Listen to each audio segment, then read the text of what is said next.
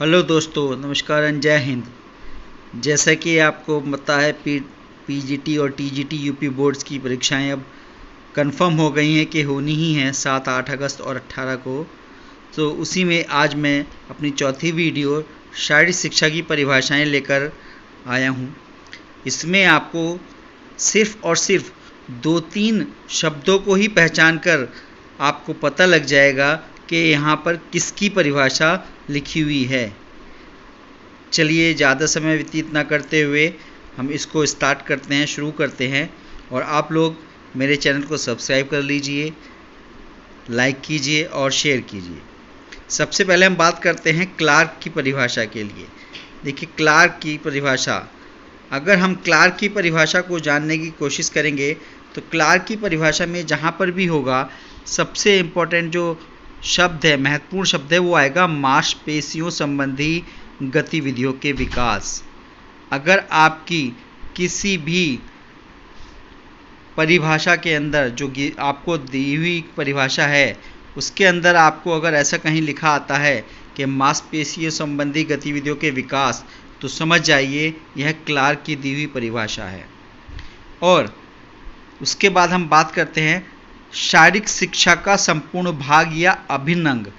अगर आपको जो परिभाषा लिखी हुई है उसमें ये लाइन कहीं मिल जाती है जिसमें लिखा है शारीरिक शिक्षा का संपूर्ण भाग या अभिन्न अंग, याद रखिएगा ये चार्ल्स बूचर के द्वारा दी गई परिभाषा है। कोबेल ने कहा था सामाजिक व्यवहार में परिवर्तन।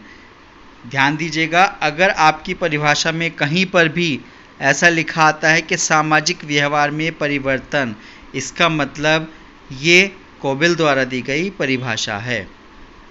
उसके बाद है अनुभवों का सामूहिक प्रभाव। ध्यान दीजिएगा, अनुभवों का सामूहिक प्रभाव, इसका मतलब ये ओवरटूफर की परिभाषा है, इसको आपको ध्यान रखना है। देखिए, पूरी परिभाषा आप पढ़ लीजिए, लेकिन अगर जब आप पूरी परिभाषा पढ़ेंगे तो आपको ये शब्द जरूर मिलेंगे। इन्हीं शब्दों के आधार पर आप बता सकते हैं कि ये जो दी हुई परिभाषा है हमें एग्ज़ाम के अंदर, परीक्षा के अंदर, वो किसकी परिभाषा है। कैसिडी, देखिए कैसिडी को बहुत अच्छी तरह समझ लीजिए। कैसिडी केंद्रित अनुभवों द्वारा परिवर्तन, जहाँ पर भी ये शब्द आएगा केंद्रित अनुभव, इसका मतलब है ये कैसिडी की दी हुई परिभाषा है। उसके बाद बात करेंगे हम विलियम्स। क्रियाओं से उत्पन्न उपलब्धियां, फिर से ध्यान दीजिए इन शब्दों को, इन लाइनों को आपको ध्यान देना है। क्रियाओं से उत्पन्न उपलब्धियां, आप जब भी परिभाषा पढ़ेंगे आपको ये शब्द जरूर मिलेंगे। तो इन्हीं शब्दों से आपको पहचान करनी है कि आपको क्या परिभाषा मिली हुई है। क्रियाओं से उत्पन्न उपलब्धि का मतलब है ये विलियम्स की परिभाषा है। उसके बाद है ब्राउन बेल। देखिए, ब्राउन बेल की परिभाषा में बहुत ही अच्छा वर्ड है बहुउद्देशीय प्रक्रियाएं, जो किसी में नहीं है।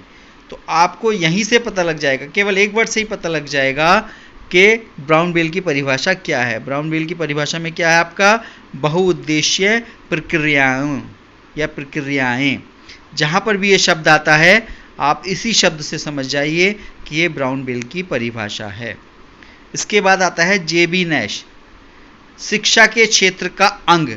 देखिए, याद रखिएगा जेबी नैश ने शिक्षा के क्षेत्र का अंग बोला था, जबकि हमने स्टार्टिंग में पढ़ा था चार्ल्स बूचर वाला वो अभिन्न अंग था। ये फर्क समझ लीजिएगा, जेबी नैश में आएगा शिक्षा के क्षेत्र का अंग, और जबकि चार्ल्स बूचर वाले में हमारा क्या था, कैसिडी वाले में क्या था, सब में अलग अलग वर्ड्स हमारे मिले हुए थे। आपको बस इसी को ध्यान रखना है।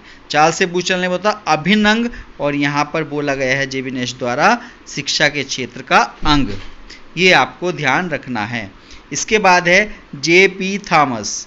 तो इनकी परिभाषा में मस्तिष्क व आत्मा में, ध्यान रखिएगा शब्दों का, मस्तिष्क व आत्मा में, ये जरूर आएगा इनकी परिभाषा के अंदर, कहीं पर भी अगर परिभाषा आपकी मिलेगी। तो मैंने ये आपको बहुत छोटा सा तरीका और बहुत छोटा सा आपको शब्दों के द्वारा समझने का प्रयास किया है कि हम कैसे समझेंगे जो हमें परिभाषाएं गिवन हैं, जो हमें परिभाषा दी हुई हैं, वो किसकी द्वारा दी गई हैं, हम इसको कैसे पहचानेंगे। आप चैनल देखते रहिए। उम्मीद करता हूँ कि आपके 1-2 क्वेश्चंस एक ना एक वर्कशीट से आते रहेंगे। अगर एक क्वेश्चन भी आपका एक वर्कशीट से आ जाता है, एक हमारे इस क्वेश्चन से आ जाता है, तो आपको 3-4 नंबर मिलते हैं। तो उम्मीद है कि आपको कुछ ना कुछ इससे हेल्प मिलेगी ही मिलेगी। चलिए, आपको अगर चैनल अच्छा लगता है, आपको क्वेश्चंस अच्छे लगते हैं, तो हमारे चैनल को शेयर कीजिए, लाइक कीजिए और सब्सक्राइब कीजिए। धन्यवाद।